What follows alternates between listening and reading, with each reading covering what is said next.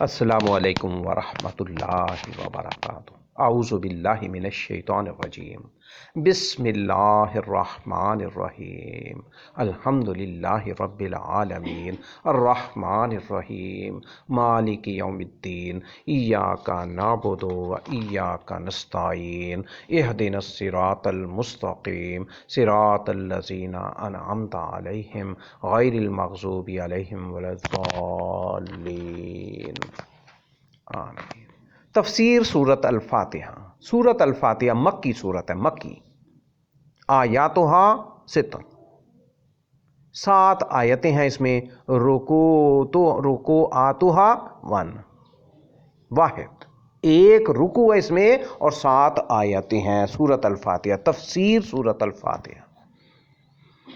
بسم اللہ الرحمن الرحیم، الحمد للہ رب العالمین۔ ترجمہ: اللہ کے نام سے شروع جو بے حد مہربان نہایت رحم والا ہے۔ سب حمد اللہ ہی کے لیے ہے جو تمام جہانوں کا رب ہے۔ بسم اللہ کی تفسیر۔ بسم اللہ کے ہر صورت کی آیت ہونے میں اہل علم میں اختلاف رائے پایا جاتا ہے۔ ایک قول یہ ہے کہ بسم اللہ ہر صورت کی پہلی آیت ہے۔ یہ بھی کہا جاتا ہے کہ یہ ہر صورت کی ابتدائی آیت کا حصہ ہے، یا اس کی آیت کی حیثیت سورۃ الفاتحہ میں ہے، نہ کہ باقی صورتوں میں۔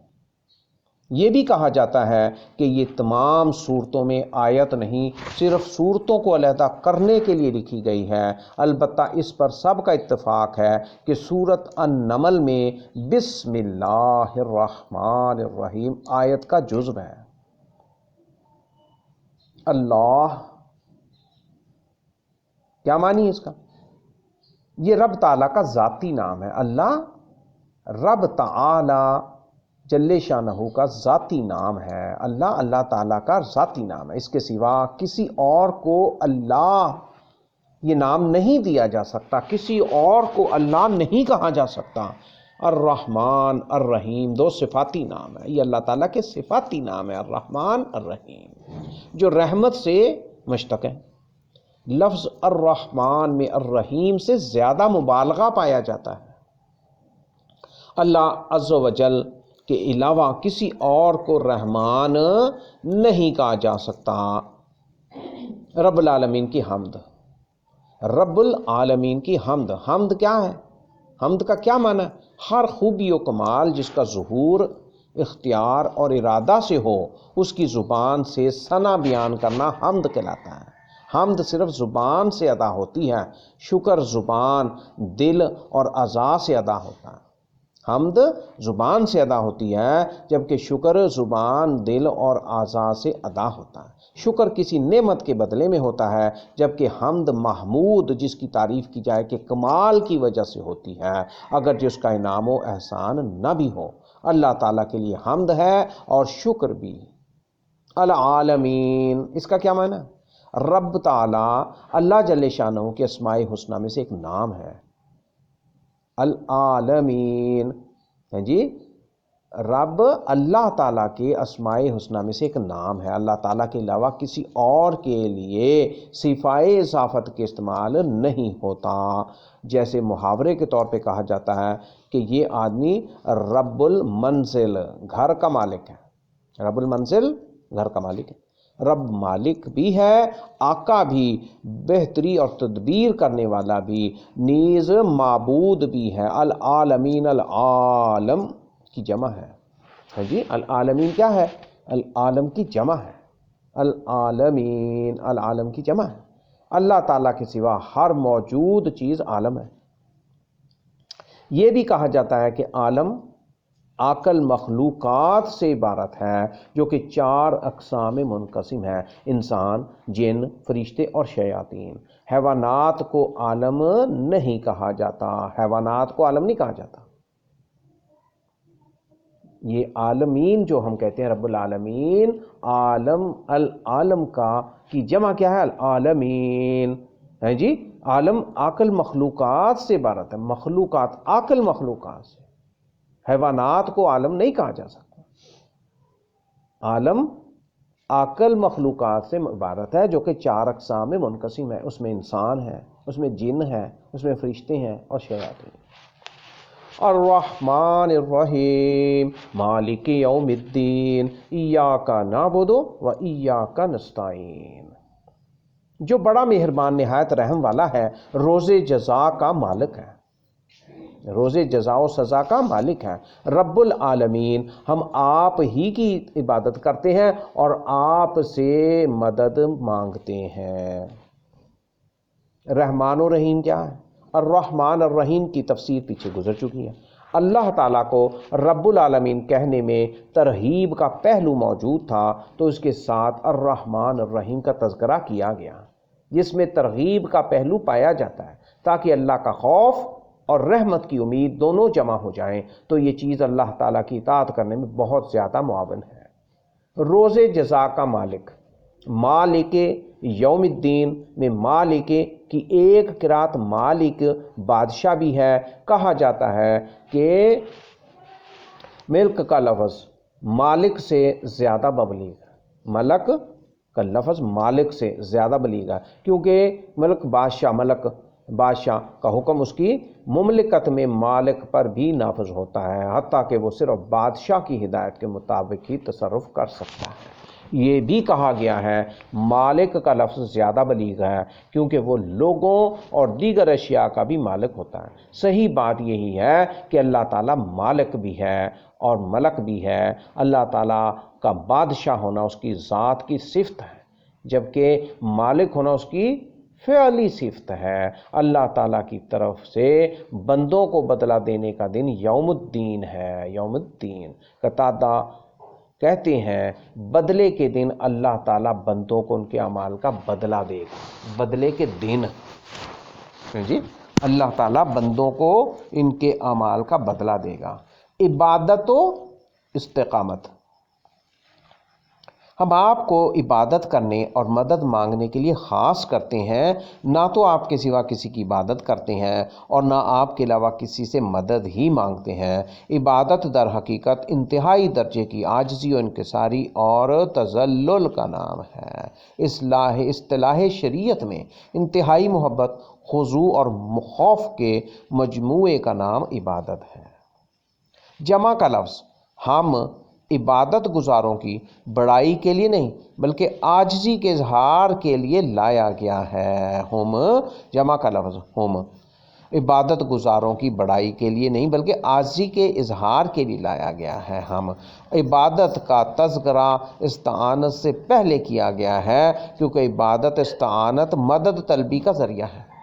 ابن عباس رضی اللہ تعالی عنہ ایاک نعبد کے بارے میں فرماتے ہیں ہمارے رب، ہم صرف آپ کی توحید مانتے ہیں اور آپ سے ہی ڈرتے ہیں، آپ کے سوا نہ تو ہم کسی کی عبادت کرتے ہیں اور نہ کسی سے خوف ہی کھاتے ہیں۔ اور ایاک نستعین کا مطلب یہ ہے کہ آپ کی اطاعت پر اور اپنے تمام کاموں میں آپ ہی سے مدد مانگتے ہیں۔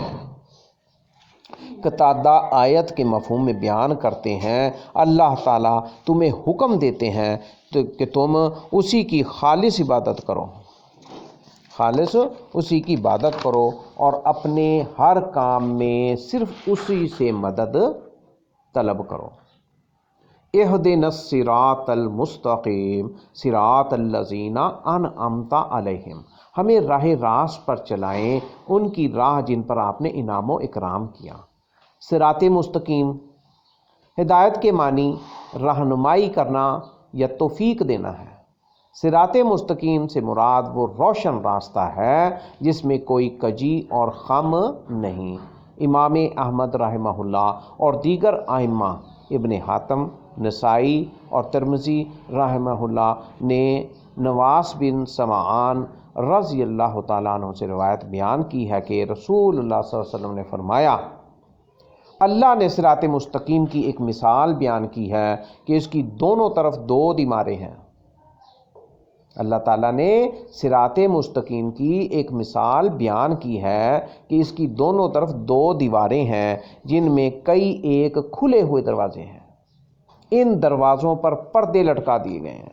صراط مستقیم کے دروازے پر بھی ایک پکارنے والا مقرر ہے جو لوگوں سے کہتا ہے تم سب کے سب اس سیدھے راستے پر چلے آؤ، ٹیڑھے ترچھے رستوں پر نہ چلو۔ ایک آواز دینے والا اس راستے کے اوپر ہے۔ جب کوئی شخص ان دروازوں میں سے کسی کو کھولنا چاہتا ہے تو وہ منادا کہتا ہے خبردار اسے نہ کھولنا، اگر کھولا تو اس راہ لگ جائے گا اور صراط مستقیم چھوٹ جائے گا۔ پس صراط مستقیم تو اسلام ہے، دیواریں اللہ کی حدیں ہیں، کھلے دروازے اللہ تعالیٰ کی حرام کردہ چیزیں ہیں، دروازے پر پکارنے والا قرآن مجید ہے اور راستے کے اوپر پکارنے والا وہ کھٹکا ہے جو ہر مسلم کے دل میں اللہ تعالیٰ کی طرف سے بطور واعظ کے ہوتا ہے۔ مسند 4 نمبر جلد 182 نمبر حدیث شریف اور 183 ترمذی ابواب الامثال باب ما جاء فی مثل اللہ عز و جل العبادہ حدیث نمبر 2859 صراط الذین انعمت علیہم میں ان لوگوں کا بیان ہے جن کا تذکرہ سورۃ النساء 59، 69 اور 70 آیت میں کیا گیا ہے۔ سورۃ النساء آیت نمبر 69 اور 70 میں کیا گیا ہے۔ اللہ تعالیٰ فرماتے ہیں، ارشاد باری تعالیٰ ہے وَمَن يُطِعِ اللَّهَ وَالرَّسُولَ فَأُولَٰئِكَ مَعَ الَّذِينَ أَنْعَمَ اللَّهُ عَلَيْهِم مِّنَ النَّبِيِّينَ وَالصِّدِّيقِينَ وَالشُّهَدَاءِ وَالصَّالِحِينَ وَحَسُنَ أُولَٰئِكَ رَفِيقًا ذَلِكَ الْفَضْلُ مِنَ اللَّهِ وَكَفَىٰ بِاللَّهِ عَلِيمًا۔ اور جو کوئی حکم مانے اللہ اور رسول کا تو وہ ان کے ساتھ ہیں جن پر اللہ تعالیٰ نے انعام کیا، یعنی نبیوں، صدیقوں، شہیدوں اور نیکوں کے ساتھ۔ یہ بہت اچھی رفاقت ہے، یہ فضل ہے اللہ کی طرف سے اور کافی ہے اللہ جاننے والا۔ غیر المغضوب علیہم ولا الضالین، جو نہ زیر غضب آئے اور نہ گمراہ ہوئے۔ مغضوب اور گمراہ لوگ، المغضوب علیہم سے یہودی اور الضالین سے عیسائی مراد ہے۔ یہودیوں نے جاننے کے باوجود حق چھوڑ دیا اور راہ حق کی مخالفت کی، لہٰذا وہ غضب الہی کے مستحق ٹھہرے، جبکہ عیسائی جہالت کی وجہ سے حق کے مخالف ہوئے۔ عیسیٰ علیہ السلام کے بارے میں وہ کھلی گمراہی میں تھے۔ آمین کہنے کی فضیلت اور مفہوم۔ حضرت اماں عائشہ رضی اللہ تعالی عنہا سے روایت ہے کہ نبی کریم صلی اللہ علیہ وسلم نے فرمایا ما حسدتکم الیہود علی شیء ما حسدتکم علی السلام والتامین۔ ابن ماجہ اقامت الصلاوات الجہر بآمین حدیث نمبر 856۔ یہودیوں کو سلام اور آمین سے جتنی چڑ ہے اتنی کسی اور چیز سے نہیں۔ آمین کا معنی ہے اے اللہ ہماری دعا قبول کر، اے اللہ ہماری دعا قبول کیجئے، اے اللہ جل شانہ ہماری دعا قبول فرمائیے۔ یہ آمین کا معنی ہے۔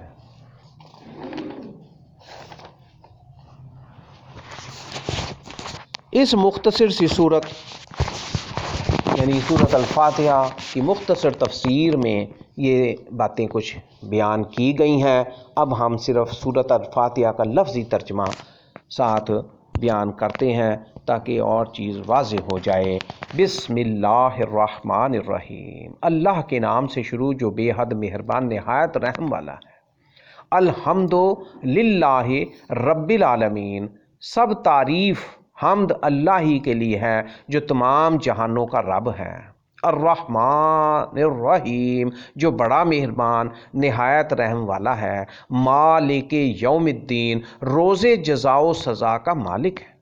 ایاک نعبد و ایاک نستعین، رب العالمین ہم آپ کی عبادت کرتے ہیں، آپ ہی کی عبادت کرتے ہیں اور آپ ہی سے مدد مانگتے ہیں۔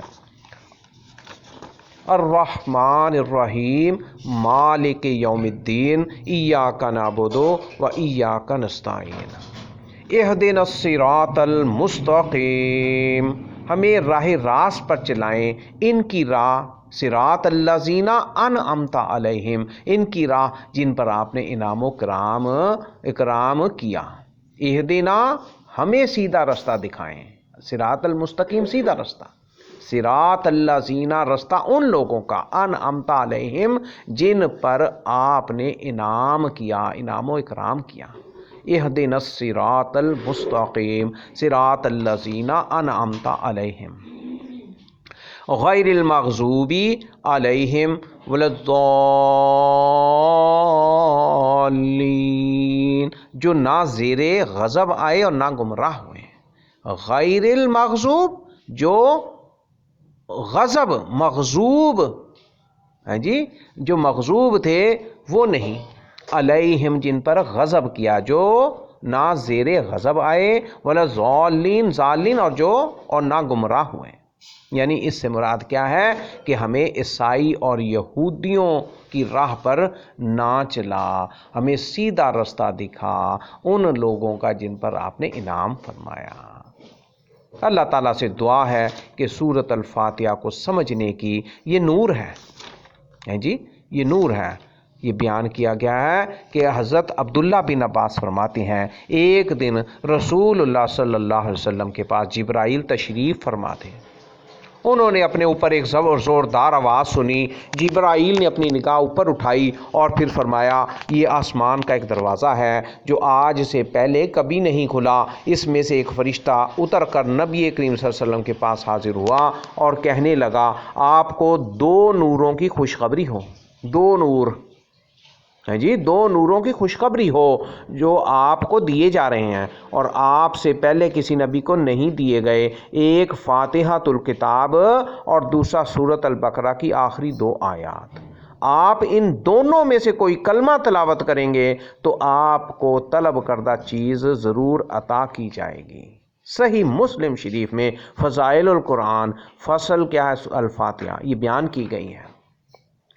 تو اللہ تعالیٰ سے دعا ہے کہ یہ نور ہے سورۃ الفاتحہ، تو اللہ تعالیٰ ہمیں حصے میں کرے، ہمارے نصیب میں کرے اور ہم اس کی کما حق ہو تلاوت کریں، اس کو سمجھیں، اس کو پڑھیں، اس کو بار بار ہیں جی سورۃ الفاتحہ اس سے اپنا ذکر کریں اور سورۃ فاتحہ کو نماز میں باقاعدگی سے پڑھیں، نماز میں ہر رکعت میں پڑھیں سورۃ الفاتحہ، یہ نور ہے۔ اللہ تعالیٰ سے دعا ہے کہ اللہ تعالیٰ جو بیان کیا گیا، جو پیش کیا گیا، جو ارشادات فرمائے گئے، کمی کوتاہی معاف فرمائے اور سمجھنے کی توفیق عطا فرمائے اور قبول و منظور فرمائے۔ وآخر دعوانا ان الحمد للہ رب العالمین، والسلام علیکم ورحمۃ اللہ وبرکاتہ۔